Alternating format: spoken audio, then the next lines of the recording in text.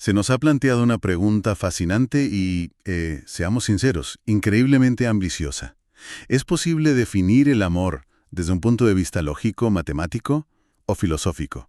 Es decir, ¿podríamos establecer sus axiomas, sus conectivos lógicos, sus argumentos y sus conclusiones, como si fuera una demostración? Pues mira, para meternos en este jardín tenemos una selección de materiales de lo más curiosa, la verdad. Por un lado, textos de lógica matemática y teoría de conjuntos, que nos van a dar, digamos, el lenguaje formal. Por otro, una obra filosófica de las que asustan, Ser y tiempo de Heidegger, que se mete hasta el fondo en la estructura de la existencia. Y, para rematar, un libro que parece escrito para esta conversación, Amor y matemáticas de Edward Frenkel. Vale, un cóctel potente. Pero antes de lanzarnos a la lógica pura y dura, me gustaría empezar con algo mucho más terrenal, casi invisible. En la primera página de un libro de texto complejísimo sobre topología matemática, un campo abstracto hasta decir basta, solo hay dos palabras: para Bárbara. Y me pregunto si no es ese el mejor punto de partida, una dedicatoria, un ancla personal en un océano de ideas. Has dado en el clavo, porque nuestra exploración de hoy no busca encontrar una única fórmula del amor. Eso sería absurdo. Al contrario, vamos a usar estas herramientas del pensamiento, la lógica, las matemáticas, la filosofía, como si fueran un andamiaje, no para encerrar el amor, sino para construir una nueva perspectiva desde la que podamos observarlo y, quizá, entenderlo de una forma más profunda. De acuerdo. Pues montemos ese andamio. Empecemos por la parte más rígida, la lógica. Si quisiéramos construir el amor como un argumento formal, con sus axiomas y conectivos, ¿cómo lo haríamos? A ver, el primer paso sería usar la lógica proposicional. Es la más básica. Funciona con enunciados, con proposiciones que pueden ser verdaderos, V, o falsos, F. Por ejemplo, podríamos decir que la proposición P es siento amor por ti y la proposición Q es deseo tu bienestar. Y los famosos conectivos son las piezas que unen esto. Y, o, si entonces. Así que podríamos crear un argumento que suene razonable, como si siento amor por ti, P, entonces deseo tu bienestar, Q. Que en el lenguaje lógico se escribe P, una flechita, Q. Exacto. Y aquí es donde la cosa empieza a chirriar. En lógica formal, un argumento es válido si es imposible que las premisas sean verdaderas y la conclusión falsa. El problema es que a la lógica no le importa en absoluto si P y Q tienen alguna relación en el mundo real. No le importa el significado. ¿Cómo que no le importa? Te pongo un ejemplo clásico. La frase, si la escalera es de madera, entonces el perro es un mamífero. Ese puede ser un argumento lógicamente válido si la escalera resulta que es de madera, premisa verdadera, y el perro es un mamífero, conclusión verdadera. La implicación P dado Q es verdadera. La lógica dice, perfecto, argumento válido. Pero tú y yo sabemos que no hay ninguna conexión causal. Es un sinsentido. Sé que, si aplicamos esto al amor, podríamos tener una estructura formalmente impecable, pero completamente vacía por dentro.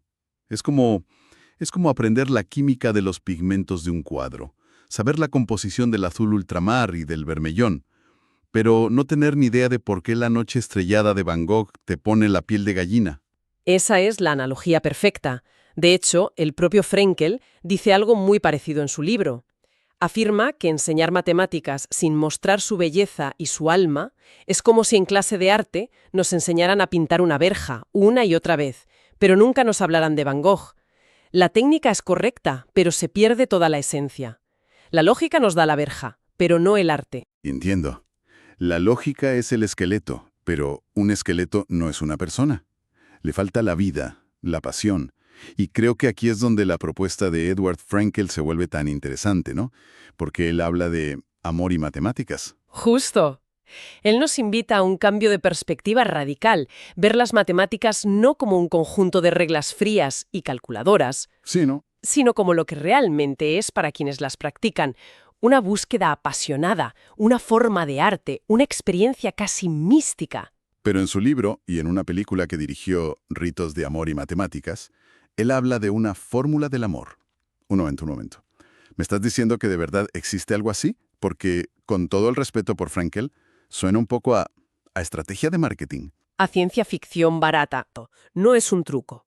En la película, un matemático descubre esa fórmula y la tatúa en el cuerpo de su amada como un acto de entrega total. La pregunta que todo el mundo le hizo a Frenkel fue, bueno, ¿y esa fórmula? ¿Es real? ¿Cuál es? Claro, es la pregunta del millón. ¿Y qué respondió? Su respuesta lo cambia todo. Dijo, todas y cada una de las fórmulas que creamos son una fórmula de amor. Para él, una fórmula matemática no es una herramienta para explicar o reducir el amor a símbolos. Es un vehículo para transportar una carga de amor. Es una carta de amor escrita en el lenguaje más puro y verdadero que él conoce. Vaya. O sea que el matemático no le está diciendo a su amada, tú eres esta ecuación. Le está diciendo, esto es lo más bello y verdadero que he creado, y te lo entrego a ti. En la película, la amada se llama Mariko, que en japonés significa verdad. Le está regalando su verdad. Es un acto poético. Precisamente. Y la fórmula que usó en la película no es inventada. Es una ecuación real, complejísima, sacada de un artículo científico que él mismo coescribió, sobre algo llamado teoría topológica de campos cuánticos. No la eligió porque calcule el amor, sino porque para él es estéticamente bella. Y aquí tocamos un punto clave. ¿Qué hace que una fórmula sea bella? Para un profano como yo, son solo un montón de símbolos extraños. Es la simetría, la simplicidad, la capacidad que tiene para describir algo complejo de forma elegante. Son todas esas cosas. La belleza matemática reside en la elegancia, en la sorpresa, en la profunda conexión que revela entre conceptos que parecían no tener nada que ver. Es el ajá que siente el matemático al ver cómo todo encaja. Esa es la pasión que Frenkel quiere transmitir. Él no dice que el amor se reduzca a las matemáticas. Dice que las matemáticas, entendidas como esa búsqueda de la verdad y la belleza, nos dan una base racional y una capacidad adicional para amarnos mutuamente y al mundo. Vale, esto ya tiene mucho más sentido.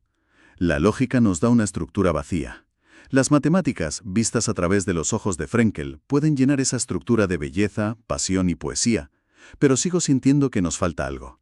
El terreno sobre el que se construya todo el edificio. La base de la experiencia humana en sí. Supongo que aquí es donde la filosofía se pone seria. Aquí es donde nos ponemos serios de verdad. Entramos en el territorio de Martin Heidegger y su obra Ser y Tiempo. Y él va a la raíz del asunto. Define la esencia misma de la existencia humana, del ser humano, con una sola palabra alemana, Sorge. Sorge. ¿Y qué significa?